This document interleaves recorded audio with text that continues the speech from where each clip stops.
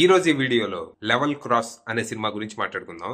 Asif Ali, Amala Paul leads గా అర్ఫజ్ Ayub direction లో వచ్చిన సైకలాజికల్ థ్రిల్లర్ ఇది. ఈ సినిమా స్టోరీ ఏంటంటే, అది ఓ ఎడారి ప్రాంతం. ఎటు చూసినా రాళ్లు, రప్పలు, మట్టి, ఇసుక తప్పితే ఏం ఉండవు. ఇలాంటి ప్రాంతంలో రైల్వే క్రాసింగ్ ఉంటది. దానికి ఒక గేట్ కీపర్ ఉంటాడు. తన పేరు రఘు. గత కొన్నేళ్లుగా అక్కడ తనొక్కడే ఉంటూ వచ్చిపోయే ట్రైన్లకి జెండాలు ఊపుతూ ఉంటాడు. చాలా ఏళ్లుగా జనాలకి దూరంగా ఒంటరిగా బతుకుతున్న మనోడు తను పెంచుకుంటున్న గాడిద కోళ్లతోనే మాట్లాడుకుంటూ కాలం వెల్లదీస్తూ ఉంటాడు. ఈ క్రమంలో ఓ రోజు ఆ రైల్వే క్రాసింగ్ దగ్గర మనోడికి అన్కాన్షియస్ గా పడున్న అమ్మాయి దొరుకుతుంది. తనని ఇంటికి తెచ్చాక, ఎవరు నువ్వు, ఇక్కడ ఏం చేస్తున్నావు అని అడిగితే, నా పేరు చైతాలి అని, నా హస్బెండ్ నేను కలిసి ఊరు వెళ్తుంటే మధ్యలో తను నన్ను చంపడానికి ప్రయత్నించాడు, దాంతో ట్రైన్ లోంచి దూకేశానని చెప్తుంది. దాంతో మనోడు జాలిపడి, నీకిష్టమైన రోజులు ఇక్కడుండి నచ్చినప్పుడు వెళ్ళమంటాడు. అలా ఇద్దరు కలిసి ఉండటం మొదలెడతారు. కానీ కొన్ని రోజులకి మన రఘు గురించి చైతాలికి ఒక షాకింగ్ విషయం తెలుస్తుంది. అసలు తను రైల్వే గేట్ కీపరే కాదని, తన పేరు కూడా రఘు కాదని తెలుస్తుంది. అంతేకాదు, చైతాలి గురించి కూడా కొన్ని నమ్మలేని నిజాలు రఘుకు తెలుస్తాయి. మరి తర్వాత ఏం జరిగింది? అసలు రఘు ఎవరు?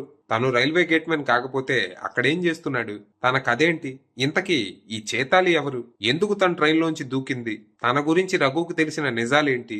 చివరికి వీళ్ల కథకి ముగింపేంటనేది మీరు సినిమా చూసి తెలుసుకోవాలి. ఇక ఈ సినిమా పర్లేదు, డీసెంట్ ఉంది. మధ్యలో ఒక 40 నిమిషాలు చిరాకు దుబ్బినా క్లైమాక్స్ బాగుండటంతో మొత్తంగా పర్లేదు అనిపిస్తుంది.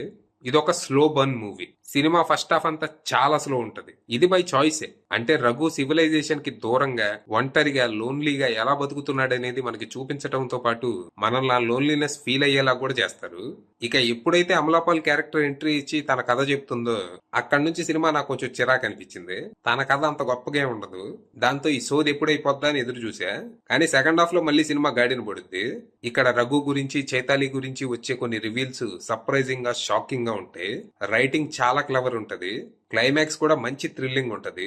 ఓవరాల్ గా పర్ఫార్మెన్స్లు బాగుంటాం, విజువల్స్ అండ్ సినిమాటోగ్రఫీ అద్దరిపోవటం, రైటింగ్ క్లవర్ గా ఉండటం లాంటివి ప్లస్ పాయింట్స్ కాగా, ఫస్ట్ హాఫ్ చాలా స్లోగా ఉండటం మైనస్ గా మారింది. ఓవరాల్ గా ఇది ఒక డీసెంట్ సైకలాజికల్ థ్రిల్లర్. స్లోబన్ మూవీస్ ఇష్టపడే వాళ్ళు ఈ సినిమాని ట్రై చేయొచ్చు. ప్రస్తుతానికి ఇది ఆహా అలాగే ప్రైమ్ వీడియోలో స్ట్రీమ్ అవుతుంది. ఇంట్రెస్ట్ ఉన్న వాళ్ళు అక్కడికి వెళ్ళిపోవచ్చు. అది విషయం.